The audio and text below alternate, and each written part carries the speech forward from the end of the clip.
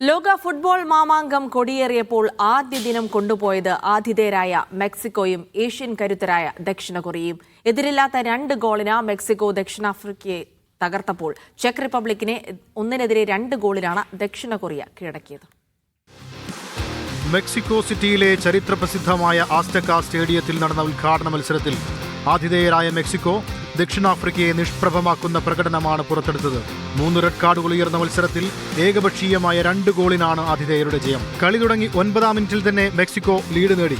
ദക്ഷിണാഫ്രിക്കൻ പ്രതിരോധം മറികടന്ന ഹൂലിയൻ കിനാനോസ് ആണ് വല ചലിപ്പിച്ചത്. 2ാം പകുതിയിൽ 67-ാം മിനിറ്റിൽ റൗൾ ജിമിനസിലൂടെ മെക്സിക്കോ ലീഡ് ഇരട്ടിയാക്കി. പരുക്കൻ കളിയടവുകളേറെ കണ്ട മത്സരത്തിൽ 49-ാം മിനിറ്റിൽ ദക്ഷിണാഫ്രിക്കയുടെ സ്പെഫലോസിദോളും 80-ാം മിനിറ്റിൽ ടെംബാസ്വേനയും ചുവപ്പ് കാർഡ് കണ്ടു പുറത്തായി. അന്തിമ വിസിലിന് തൊട്ടുമുൻപ് മെക്സിക്കൻ ക്യാപ്റ്റൻ സെസാർ മൊണ്ടസിനും കാർഡ് വീണതോടെ ഉദ്ഘാടന മത്സരം ചുവപ്പ് കാർഡ് കൊണ്ട് ചരിത്രത്തിൽ ഇടം നേടി.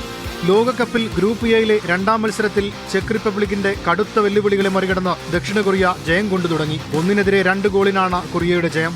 തുടക്കം മുതൽ ആക്രമിച്ചു കളിച്ച കൊറിയ 1 ഗോളിന് പിന്നിൽ പോയ ശേഷമാണ് അർഹിച്ച ജയം പിടിച്ചെടുത്തത്. 2ാം പകുതിയിലാണ് 3 ഗോളുകളും പിറന്നത്. 59-ാം മിനിറ്റിൽ ചെക്ക് പ്രതിരോധ താരം ലാഡിസ്ലാവ് ക്രേച്ചി 1ാം തരം ഹെഡറിലൂടെ ചെക്കിനെ മുന്നിലെത്തിച്ചു.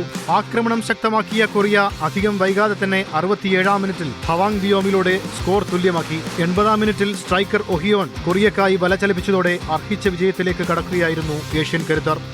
World cup desk media 1.